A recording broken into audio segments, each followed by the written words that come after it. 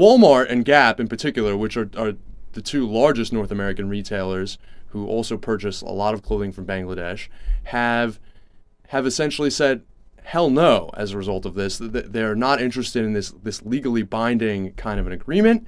And the big news, again, another development this week, is that they're moving forward with their own alternative accord, again, cutting out the unions, cutting out these international labor and social organizations. And as we reported last week, Walmart said that essentially they weren't going to sign any agreement that unions had any involvement in. And they've commissioned the Bipartisan Policy Center in Washington, D.C. to help negotiate this independent agreement to help them create safety standards that are up to or even exceeding the Accord on Fire and Building Safety. Now, I'm not sure how, if they were afraid of legal liability and the binding nature of that accord, that this would somehow exceed those standards, and certainly it would not be legally binding. But I suppose it's better than nothing, but still unacceptable, I have to think. And the folks that are going to be chairing this commission to create an independent agreement, that are facilitating this, the independent facilitators, are Olympia Snowe, former Maine senator, and former Maine senator also George Mitchell. And apparently these are two people that are seen as good at brokering compromises. Well, some people don't think that a compromise is what is appropriate here.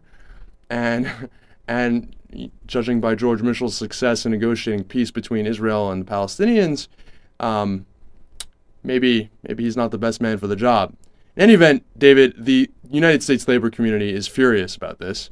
And George Miller, one of labor's strongest friends in Congress, he's a member of the United States House of Representatives from California, from the Bay Area, who is the ranking member in the House Education and Workforce Committee, formerly the House Education and Labor Committee, but when Republicans took the House of Representatives, they renamed it from Labor to Workforce.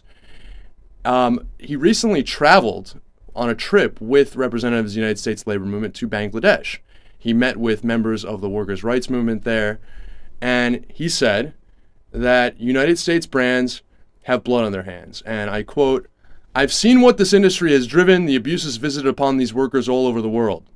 If Walmart and Gap want to stand alongside collapsing factories and burning factories and women jumping out of buildings, I guess that's their choice. But I don't think they should be allowed to do business in Bangladesh." Strong words from George Miller. He went on. He was severely opposed to this idea of a non-binding, independent, corporate-sponsored plan. He said, "They're off on their own again. They have historically tried to do self-regulation. The fact is, they've led this race to the bottom over many years that's led to this dangerous and deadly situation. We'll wait to see what they come up with, but it's disappointing we can't have a unified effort around a transparent, enforceable, and resourced effort." What good would this agreement be if it wasn't binding? If it's not enforceable, not binding, then it's just what we have today. We have statements.